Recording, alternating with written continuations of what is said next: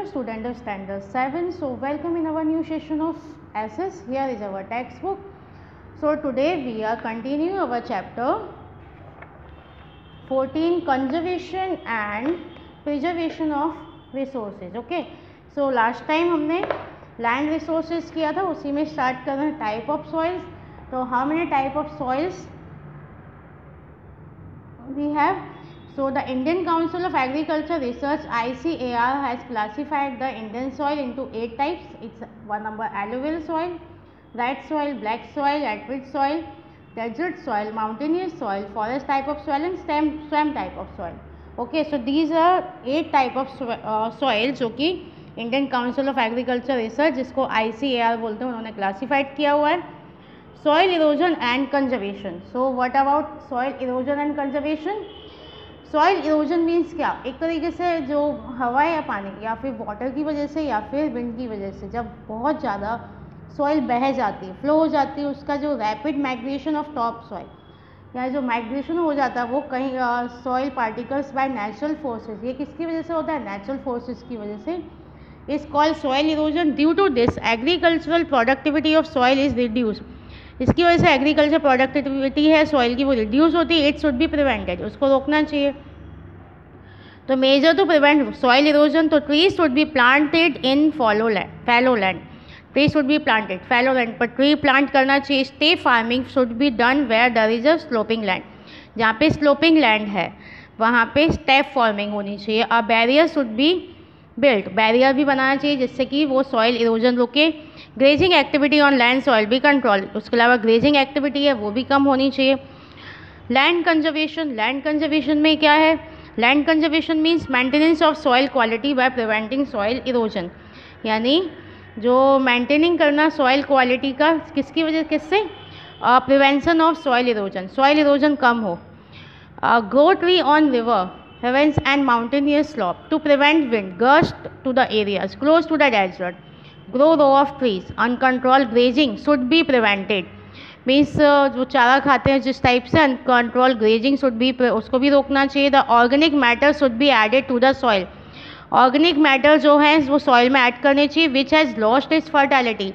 जो कि अपनी फर्टैलिटी खो चुकी है वहाँ पे ऑर्गेनिक मैटर ऐड करना चाहिए. Thus collaborative efforts should be carried out by all together. इसके अलावा वाटर रिसोर्सेज है तो amount of portable water on the earth is about 3%. कितना है? 3%.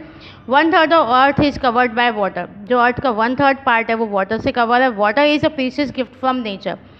जो वाटर है वो अर्थ का जो प्रीशियस गिफ्ट है, कीमती तोहफा है. Water is a very useful source for basic daily human activities, industries and agriculture. Water resources include oceans, bay, river, lakes, ground water etcetera.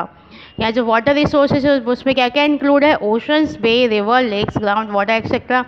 Rain is the main source of water. जो rain है वो main source है water का. Of the water resources on the surface of earth. All sources are attribute to rainfall. Surface water sources include river, lakes, ponds, spring etcetera. Among them river is considered to be the main source. इसके अलावा river को हम क्या consider कैसे करते हैं? Main source of the water.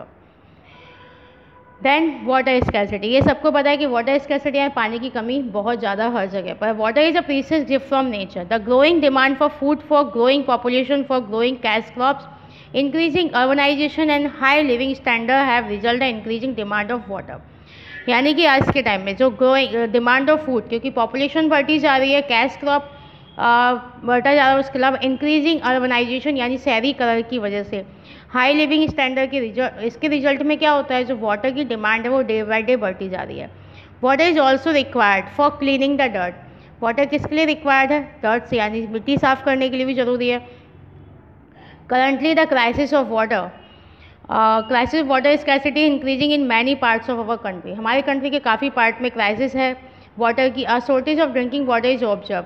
जो drinking water की शॉर्टेज भी है. At present this ground water level has dropped since ground water is extracted through tubewell. इसके अलावा जो ग्राउंड वाटर लेवल है वो भी डे बाई डे कम होता जा रहा है क्योंकि एक्सट्रैक्टेड होता है ट्यूबवेल की वजह से. Today country is facing serious problem like declining availability and increasing scarcity of water.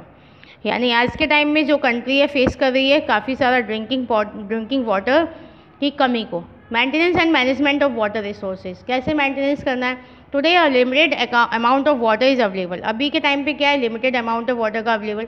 Polluted water is a great problem, जो वाटर पॉल्यूटेड है वो काफ़ी बड़ी प्रॉब्लम है। So product reduce use of water and major maintenance very necessary, इसलिए water का use कम करना, उसको मेंटेन रखना ये बहुत ज़रूरी है। Water is our shared resources, for water preservation common remedies should be done necessary, यानी नेसेसरली है, हमें ज़रूरी है कि वाटर प्रिजर्वेशन एक कॉमन दायित्व बने सबका।